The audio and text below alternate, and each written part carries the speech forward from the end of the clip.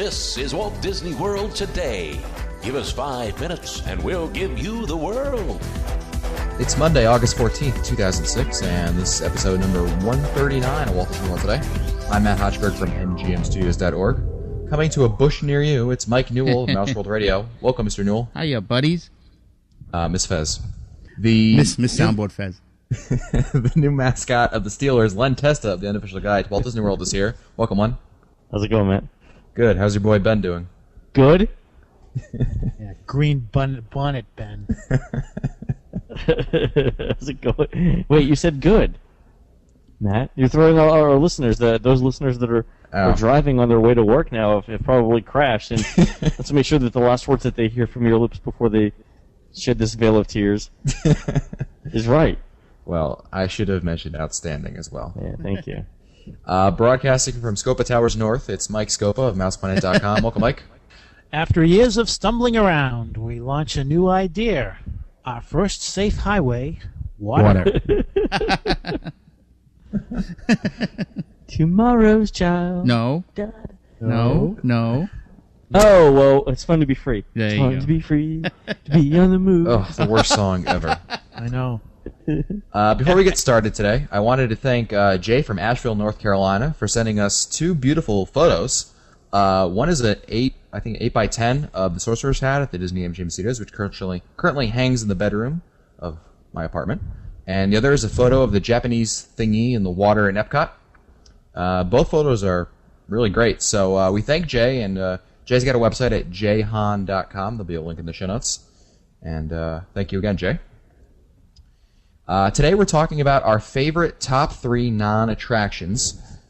In fact, this idea was submitted to us by Art from Vermont, and rather than just answer it in a listener question show, we devoted a whole show to this. So let's start with Don't pick me. Len. Thank you. Sure. Good.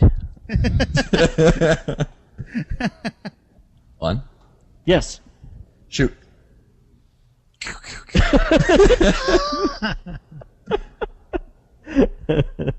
You want me to go? I didn't understand. When I call on you, Len, you it then sounded begin like talking. It sounded like English, but the words weren't making any sense. Non-attractions. You know, in the Magic Kingdom, I think I've said this before, but one of my all-time favorites is Shrunken Ned's Junior Jungle Boat Adventures. Outside the exit to the Jungle Cruise in Adventureland. And these are actual remote control boats, little tugboats that you can drive through a fairly elaborate play area. And it's got the boats are about 2 feet long, and you've got a throttle that you can make the boats go very, very fast or make them go in reverse, and an old-fashioned ship's wheel that you turn and make the boat go around. And I think there are like 15 or 20 different boats there. But you get to pilot the boats through a number of different obstacles, like through bamboo poles, through a bubbling underwater volcano, around different like stone obstacles, like for example a small stone tunnel. And if you get it through, it's like a wicket in croquet. If you get the boat through the wicket, a little native dances on top of the wicket or something. Anyway, the cool thing is besides being able to play Demolition Derby with them, is the ability to with the kids. The kids who are trying, the small children who are just trying to pilot their first boat, and you knock them into the wall. Wait, that's Christina. Wait, hold on. I was channeling there for a second. No, she. There are a couple of fun things to do. It's really difficult to pilot the boats because they're small and they're tiny, and people tend to oversteer or understeer them. But once you get good at it, you can drive them through pretty much anything. So I remember the first time I found them, I think I blew literally my entire lunch money playing them because you want the underwater volcano. If you can get the boat to idle in the volcano, that's pretty difficult to do. The water's really bubbling up hard, and it's you really got to steer the boat fairly well. It's not nearly as easy as it sounds. Some of these spaces are relatively confined, But I really, really like it. Oh, and it makes the cool engine noises too. When you're driving it, it makes engine noises, which, I find That sounds Dealing. like the air conditioner over. over. Yeah, it's a company that does Cruising Beach. Yeah, nice. What are your other two, Len? I really like the Frontierland Shooting Arcade, and I know a lot of people. Sorry. But the Frontierland Shooting Arcade is fun for a couple of reasons. Number one is it's still 50 cents. So even if you play it for an hour, it's probably the least expensive thing you'd do in Walt Disney World. It's not so difficult that kids can't make it work. So there's some targets that are up close that almost any kid should be able to hit. And there's some stuff that's farther back that's fairly challenging. The thing that I like about it too is that it's really crowded, and there's a change machine nearby, so 50 cents probably gets you a few, like 3 or 4 minutes of play, depending on how you play it. Yeah, I really like that quite a bit. All right. And your last one? My last one, the other thing that I really, really like, okay, I know it's not really an attraction per se, but I really like the Stave Church in Norway, and I know we've talked about it a bunch of times. But just going into the Stave Church and listening to the little the Scandinavian music. I'm pretty sure it's Norwegian music, by the way. Listening to the Norwegian music is it's really calm, it's really quiet, and there are rarely people in there. I don't think the AC has been cranked down as cold as it might have been. Before, you guys remember this when they first opened, you could actually store penguins in there if you wanted to, right? but lately it hasn't been quite so cold, and I think that's part of the general cutback. The other thing I think that I'll do 4. 4 only because I've had so much coffee today that I'm just gonna keep going. The shopping in World Showcase is really an attraction unto itself. You look at places like in China or in Japan. I mean, there's just as much to do there. I mean, yes, appreciate the people. Yes, appreciate the culture. Interesting, dining choices, whatever. But really, when it comes down to it, the best way to gauge a civilization is how fast it can suck money out of your wallet. Another educational and scientific observation by Len Testa. When anthropologists really gauge the vitality of a civilization, really when they look at how fast you can spend money there. Oh, boy. Can you tell I just made like a pot of coffee about an hour ago?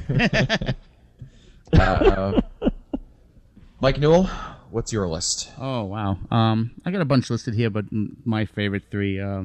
I love going to Club Cool in Epcot. I could spend lots of time there, not just because of the free soda, but I just get a kick out of it. I like the Ice Station Cool a lot better, but the Club Cool still has that same, spirit. It's a lot of fun.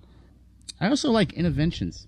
I know a lot of people are going to go, but I could spend a lot of... See? There they are. Those people right I like there. Interventions. It's a quick look into what the future is going to be 10 minutes from now. Yeah. I mean, it's cheesy, yeah, but, it's fun. I have a lot of fun just walking around in there. They have a lot of cool exhibits that all that kind of stuff I always find fascinating. So I kind of like that stuff. PlayStation. Yeah, but, these are going to catch on one day. Is it better than the old? What was there before the Communicore? I like Communicore better, but they're trying to keep the same spirit, I think. Communicore's a museum piece. Yeah. Anyway, all right, go ahead. My third one, it's not inside the park, but I figured, what the heck, Len did 4. Fourth Bush Yeah. from the left at Exactly. All Stars. I could ride the monorail all day long if I could. Yeah. I could just, if you're tired. and That's it's the one hot, sad part about the future that never was. Is by now I would have expected all of us to be riding monorails everywhere. Yeah. I always loved them since I was a little kid. I've always loved the monorail, and I could, when I'm tired and exhausted, I could just get on that Epcot monorail and go back and forth a few times just to rejuvenate myself. And It's a riding lot in the of front fun. never gets old. No, not at all. Do you ever have to push kids out of the way too? I'm just kidding. Oh, was that Again, your there's kid? I that pushed out? Christina channel. Yeah, coming. exactly. More channeling. And because Len did 4, I'm going to do 4. Exactly. If you grew, It's a 33% bonus for our listeners. I stink. If you Now with more show. If you grew up in the late 70s and 80s, you were a fan of the arcades, and to me, there's no better arcade than the Tomorrowland arcade. next to Space Mountain. I could spend hours there. What a great Where, place. are there any good games there? Depends on what you think is good. I could play an old pinball machine for hours, no problem, and I can do those stupid new shooting games for hours. Anything in there, I could play. The air hockey, but I can't find nobody to play with me. You'll have to play with Linda, my sister. She'll play for blood, actually. And it's called the Freakin' Arcade in my family. The freaking arcade. The Freakin' Arcade. That's right. Yeah, according to Mary, right? Are you going to that Freakin' Arcade again? Freaking arcade? I'll be over here by the freaking. I'll be waiting by the freaking bush. Scopa, be sure to add air hockey to the Mouse Fest list of events. It's about freaking time. Since Scopa has a list of 10 miles long, I will go first, so I can. That's Well, right. you'll go third, but you'll be the first third. Thank you. Yeah, thank you. It's like the Fifth Third Bank in Phoenix. The Fifth Third Bank? Where are the other four? Anyway. Just don't pick any of mine, Matt. You'll be all right. All right. My first one is the Mission Space Mission Control game. Oh, yeah. That is Yeah. a fun game. But there's a caveat. The guys who play in the back, with like the computers that just create supplies, that's boring and stupid. The people who are playing in front, that's fun. Yeah. Have you ever played it in front? Yeah, I played it in front first, and then I played it in back, and I was like, dude, this back sucks. Because the computer generates it for you anyway, even if you don't do it. Yeah. Well, it's the illusion of control, like a lot of life these days. But didn't you and I played, right, at Mousefest? Did we? Yeah, it was me, you. I'm glad it was memorable to you, by the way. But we won. Remember, we beat Chrissy and. I think we you're played. confused. All right. The men against the girls. That was fair. Yeah. Kicked Chrissy too before we. Yeah, no, that's a lot of fun. If you play it in front to see what I mean. I would be remiss if I did not mention my beloved studios, and of course the Streetmosphere characters, specifically Francis Flute, Yay. who I enjoy, and Mike Scopa will be visiting next week. Happy birthday. Just a lot of fun to just be able to waste some time over there. And my final one is something my girlfriend turned me on to, and that's the fish and various animals at the Living Seas. I think that really is an attraction. Well, you don't get into anything, and you're not hurried along. You can technically go in if you want. All right, go ahead. So, because it doesn't have a ride, it's not an attraction. That's right. It's not That's where a this is runaway thing, Len. Thus, it is not an attraction. So Matt's on vacation at the Metropolitan Museum of Art. There's no coaster here in New York. But what is this place? Where's the food? Exactly. All right. As long as we got our stuff straight, it's cool. So now that we've taken all of Mike Scopa's good answers, Mike Scopa, what are your top three? Guess what, guys? You took none of my answers. Oh. Ooh. And before I even begin, I want to say that, as Matt mentioned, I'll be in Disney World starting on August 15th. And I just want everybody to know that if they find me, I will hand them over a special Scopa Towers button that I received a whole supply of them this week. So I plan to give them out if I see anybody with a WDW t-shirt on or a Scopa Towers t-shirt on or any kind of a t-shirt on, I guess. But I just want everybody to know that, I have a supply, and hope to see some of our listeners down in Orlando. Now, let's get to my four. And the reason why I want to mention four is because originally I thought, okay, I'll have one for the Magic Kingdom, I'll have one for Epcot, I'll have one for MGM Studios, and we all know how I feel about Animal Kingdom, but I didn't want the email to come as quickly as it normally comes when I diss Animal Kingdom, so I will give one from every park. Starting with the Animal Kingdom. One of the things that I remember on my first visit to the Animal Kingdom was that when we walked into the turnstiles, on the rocks were cast members dressed as either animals or trees or something, and they were moving very slowly, and they were looking at the kids, and they were looking at all the guests, and it was kind of neat. And I thought that was very charming, as was Divine. Divine is a cast member who I believe hangs out in Asia? Asia, I believe, yeah, and she is dressed like a vine, and she moves very slowly. She's got green skin, and you have to watch her for about 5 or 10 minutes to make sure you know that you're watching a live human being. I think it's a very Very nice unheralded treasure for Disney's Animal Kingdom. Now let's move on to MGM Studios, so I can get some brownie points with Matt. Oh yeah. One of the things I always show people who are down there with me who are going for the first time is the well to the left of the entrance to the Indiana Jones Stunt Spectacular. There is a sign in front of the well, and the sign says, excuse me, please don't pull on the rope, but the word don't is crossed out. So what I want everyone to do next time they're in MGM Studios and next time they're near that well is to tug on the rope. When you tug on the rope, classic, you'll hear an Australian accent from way down below saying a few words. So I think that's an unheralded treasure for MGM Studios. Now let's move on to Epcot.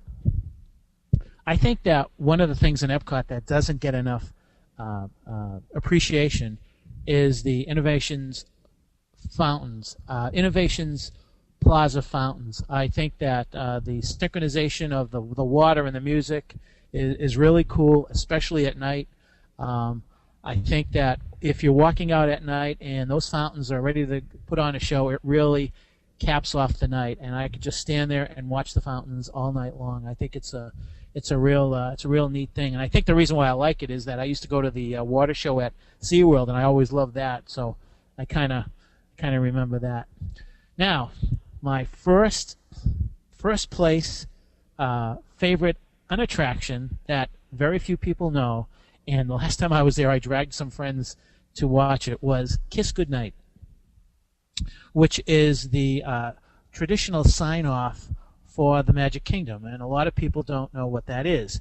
It follows Wishes approximately 30 minutes after the last shell is fired off.